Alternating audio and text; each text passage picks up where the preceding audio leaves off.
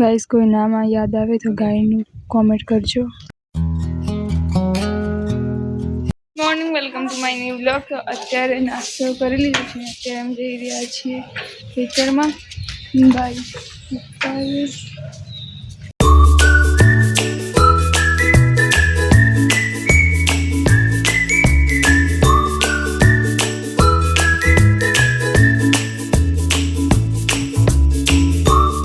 ગાવાની સૂકી ચા નાખી દીધી છે.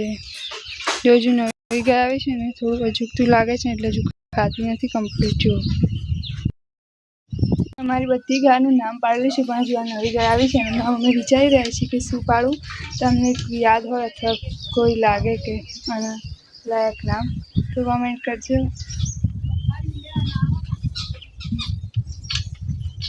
કોઈ નામ યાદ આવે ગાઈસ તો પ્લીઝ કોમેન્ટ કરજો કે નામ આ ગાયનું નામ શું રાખવું જોઈએ. આ બધી ગાયનું અમે નામ પાડેલું છે, નાના વાછડાથી લઈને બધાનું. આનું બાકી છે હજુ. કેવી બધી બેસી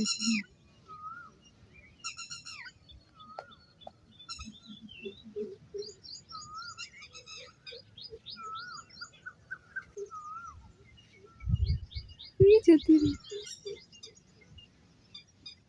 અત્યારે 4 વાળીને પણ આવી ગયા છીએ. અમે જોઈએ દમણિયામાં ઉપર મૂકી છે, કારણ કે વરસાદ આવે તો પલળે છે અને માટી વાળી બંધ થાય એટલે અમે દમણિયામાં જ મૂકીએ છીએ 4. અને ગાયને પણ 4 નાખી દીધી છે. અત્યારે બધી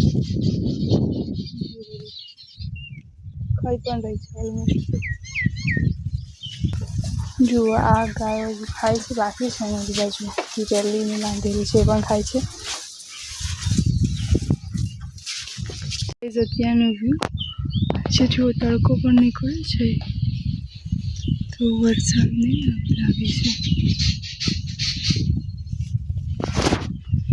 વાદળાની પાછળ છે સુરત દાદા તો કમ્પ્લીટ દેખાતા નથી, પણ તડકો નીકળ્યો છે આજે.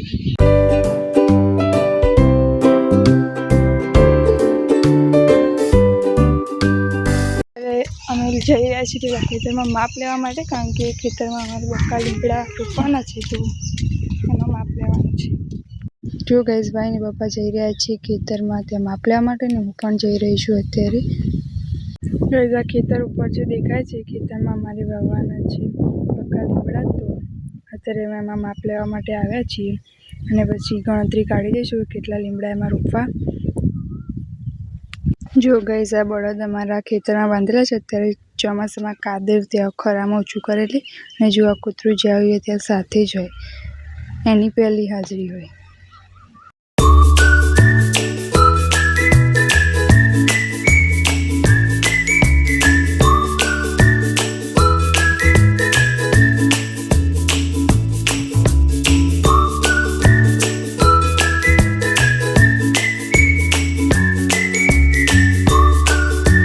જુઓ કૂતરાની લડે, પેલા કૂતરા જો દોડ પેલી કૂતરી મારવા છે. જુઓ સાસાય વળી છે. ગાઈઝ ખેતરની લંબાઈ માપી દીધી છે. હવે પહોળાઈનું માપ કાઢવાનું બાકી છે, તો પપ્પા તે સામે દોરી લઈને જઈ રહ્યા છે. માપ કાઢી દઈશું. અત્યારે અમે ખેતરમાંથી ઘરે આવી ગયા છીએ, નાઈ પણ લીધું છે અને જમવાનું પણ જમી લીધું છે. તો ગાઈઝ અમે ખેતરમાં માપ કાઢ્યું જ્યાં બક્કા લીમડા રોપવાના છે ત્યાં, તો કદાચ લગભગ 450 નીકળ્યા છે. 450 જેટલા રોપવા પડશે. અને અત્યારે અમારે જવાનું છે માણસર ગાયોની દવા લેવા માટે અને વિટામિન H ખાવાને પાવા માટેનું લેવા જવાનું છે. તો અત્યારે હું ને ભાઈ જઈ રહ્યા છીએ માણસા. અત્યારે અમે જઈ રહ્યા છીએ માણસા.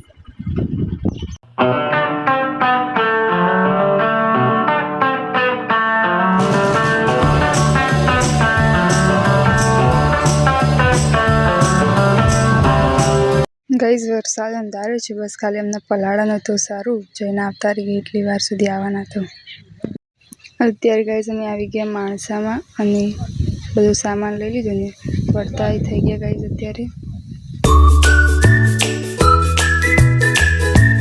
ગાઈઝ બધો સામાન અને મિનરલ મિક્સ ગાળે ખવડાવવાનું હતું એ લઈને આવી ગયા છીએ અત્યારે ઘરે, અને વિટામિન H પણ લાવે છે.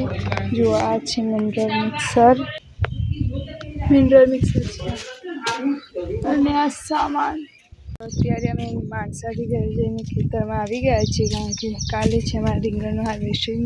તો અત્યારે કાલ સવારની પણ ચાર લેવાની છે, તો પપ્પાને બધા લેવલ આવી ગયા છે જો તે સામે. હવે હું પણ જાઉં છું ત્યાં ચાર લેવડાવવા માટે. જો ગાઈસ અમારી ચોળી એકદમ મસ્ત મોટી થઈ ગઈ છે, બતાવો અમારી ચોળી. ક્યાંક જો ગાઈસ આ પીળું પાંદડા પડ્યા છે, એની કોઈ દવા હોય તો કમેન્ટ કરજો. ક્યાંક ક્યાંક પડ્યા છે જો.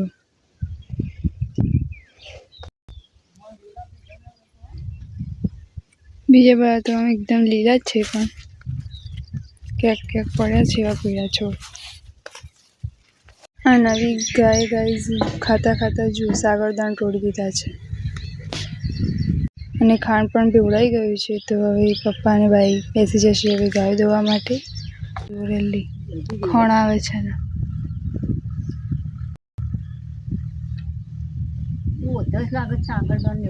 જો ગાઈઝ હવે આ છે છેલ્લા તરબૂચ, કારણ કે ખેતરમાં બધા જ તરબૂચ હવે પતી ગયા છે. અને જો આ રેલીમાં કૂતરું બે રમે છે અને ભૂખ લાગી છે, રેકવા લાગી છે. પપ્પા બેઠા છે ગાય દોવા માટે. તો ગાઈઝ મારો આજનો બ્લોગ અહીંયા જ પૂરો કરું છું. મળીએ આવા જ બીજા બ્લોગ સાથે. વિડીયો ગમે તો લાઈક કરી દેજો, ચેનલ પર નવા તો સબસ્ક્રાઈબ કરી દેજો. Thank you so much for watching. By.